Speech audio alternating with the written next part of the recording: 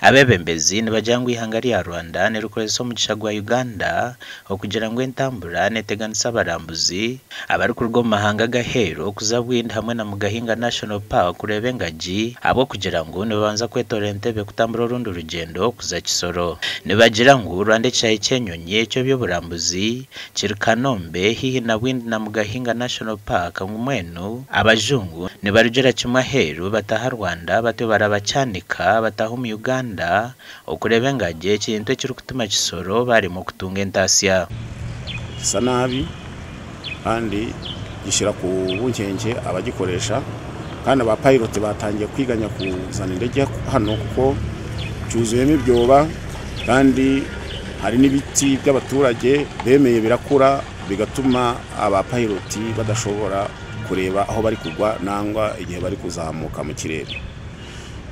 Birambabaje kubona Gavumenti yacu ubungubu iri kubaka ibisayi by'indege za kidepo na za Bunyoro na he. Honorable James Nsababuturo MP wa Bufumbira East nagira ngo Kisoro nekiza ibyo burambuzi no bugiga bwo mu itaka kandi ne byafayo ebiri kutuma abarambuzi bayongera Kisoro abo kugira ngo Kisoro eri umutima gwa Uganda. Ugendereye ubwiza bw'igihugu cyose nta gice ca Uganda kiboneye kuruta Kisoro.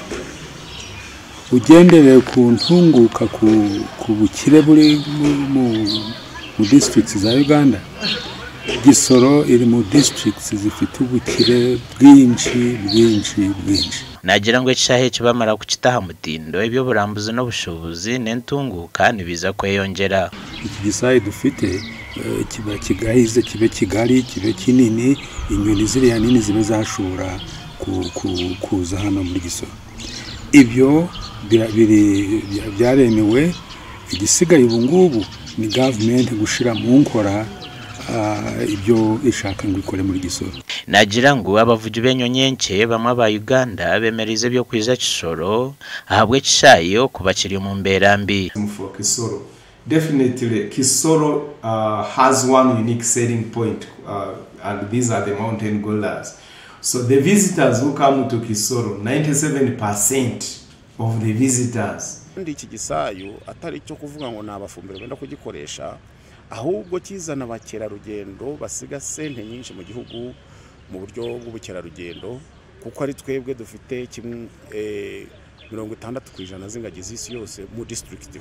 Obu ahati gorilla habituation permit yari hari shilingi $15 hamurambuza rukurga heru ya East Africa rero rukurga heru ya Africa konkaru kutura mu Africa na shashura shilingi $10 arukurgo mu East Africa na shashura shilingi $75 gasha kwa keta tuzarirwe.